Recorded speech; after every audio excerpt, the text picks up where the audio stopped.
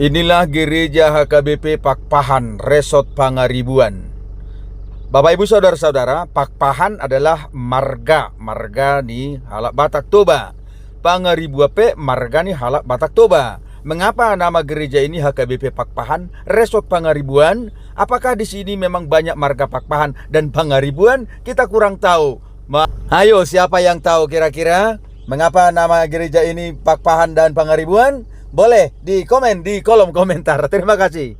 Bapak Ibu Saudara-saudara penonton setia di channel Palito Na Mehmet, saat ini kita berada di depan gereja HKBP Pakpahan, Resort Pangaribuan, Distrik 2 Silindung. Hari ini hari Senin tanggal 7 April 2025.